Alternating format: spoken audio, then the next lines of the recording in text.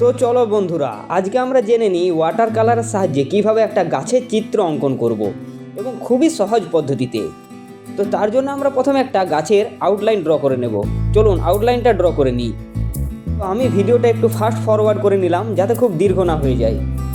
যেহেতু আমরা water colour ব্যবহার করব, তার জন্য প্রথমে একটু আমি জল দিয়ে নিলাম এবং জলটা খুব সামান্য পরিমাণে দেবে। আর বলে দিই, আমি এখানে 150 GSM এর পেপার ব্যবহার করছি।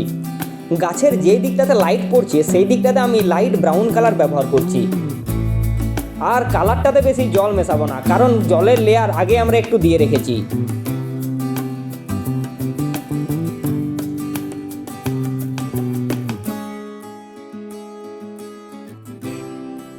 এরপর গাছের যেই প্রান্তে আলো কম পড়ছে সেই প্রান্তে আমি ব্রাউন কালার ব্যবহার করছি।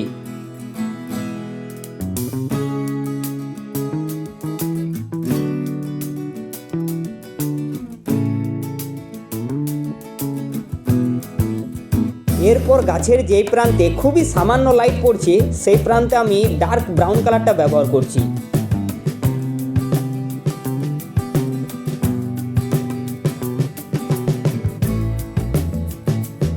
এরপর আমরা চলে যাব গাছের পাতার দিকে, যেখানে আমি প্রথমেই ব্যবহার করলাম ইয়েলো কালার। কারণ গাছের যেই প্রান্তগুলোতে লাইট বেশি পড়ছে সেই প্রান্তগুলোতে আমরা ইয়েলো কালারটা ব্যবহার করছি। কারণ দেখবে গাছের উপরের দিকগুলোতে সূর্যের আলোটা একটু বেশি পড়ে, তাই সেই জায়গাগুলো একটু লাইট লাইট দেখায়।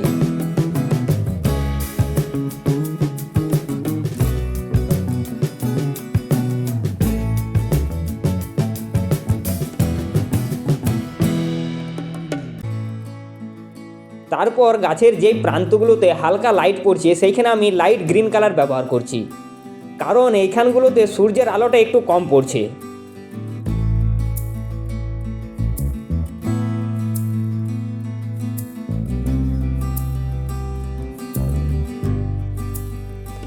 ওয়াটার কালার করতে বেশি মজা লাগে, কারণ এখানে খুব বেশি ডিটেলিংয়ের প্রয়োজন হয় না।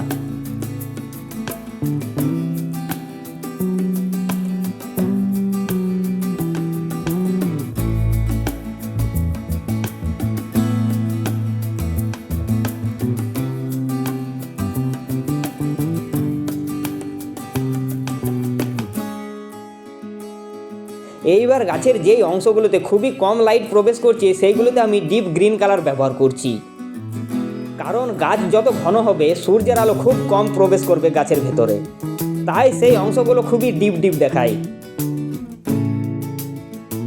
তারপরে খুবই সামান্য আমি প্রোসিয়ান ব্লু কালার ব্যবহার করছি।